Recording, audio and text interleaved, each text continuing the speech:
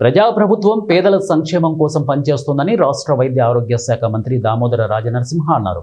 గురువారం సంగారెడ్డి నియోజకవర్గానికి సంబంధించి నూతన రేషన్ కార్డుల పంపిణీ, షాదీ ముబారక్, కళ్యాణలక్ష్మి చెక్కుల పంపిణీ కార్యక్రమం నిర్వహించారు. ఈ కార్యక్రమానికి మంత్రి దామోదర నరసింహ, అలాగే జిల్లా collector V Praveenya, Zaheerabad parliament సభ్యులు సురేష్ సెట్కూర్, మెదక్ పార్లమెంటు సభ్యులు Raghunandan Rao, Sangareddy MLA Chinta Prabhakar, Narayankhed MLA Sanjeevareddy, TGIIC chairman Nirmala జగ్గారెడ్డిలతో కలిసి ముఖ్య అతిథిగా హాజరయ్యారు. ఈ సందర్భంగా జరిగిన సమావేశంలో మంత్రి మాట్లాడుతూ ప్రజాప్రభుత్వం ఎల్లప్పుడూ పేదల సంక్షేమం కోసం కట్టుబడి ఉంటుందని అన్నారు.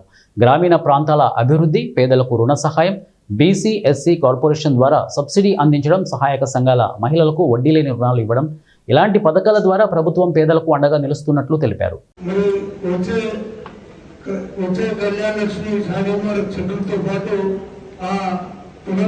ఇస్తే బాగుంటుంది అనేది నా అభిప్రాయం.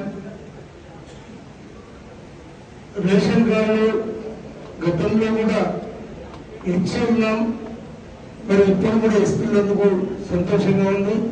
మరి అట్లాగే ఈ మెడికల్ కాలేజ్తో పాటు కొన్ని సబ్ సెంటర్లు కూడా ఈ కాన్స్టిట్యూన్సీలో జిల్లా కాంగ్రెస్ ప్రభుత్వం ఆనాటి నుంచి ఈనాటి వరకు కట్టుబడింది. మనందరం ఒకసారి గుర్తు చేసుకోవాలి. ఆనాడు ఈనాడు మనం అభివృద్ధి చూస్తున్నాము, గ్రామ ప్రాంతాలు పట్టణ ప్రాంతాలుగా మారుతున్నాయి. కానీ ఆనాడు గ్రామాన్ని కాంగ్రెస్ ప్రభుత్వమే, కాంగ్రెస్ పార్టీ. ప్రధానంగా మనం గుర్తు చేసుకోవాలి, ఈ భూ పంపిణీ పేదవాళ్ళకి ఇచ్చిన భూమే కానీ, ఇళ్ల స్థలాలే కానీ, ఇళ్లే కానీ, SC corporation, BC corporation, tribal welfare ద్వారా ఆర్థిక సహాయం, సబ్సిడీలే కానీ ఇవన్నీ కూడా ఆనాటి నుంచి కూడా అందిస్తున్నది కాంగ్రెసే. మళ్ళీ ఈనాడు కొత్త రేషన్ కార్డు మన జిల్లాలో సుమారు 39,000 కొత్త రేషన్ కార్డులు,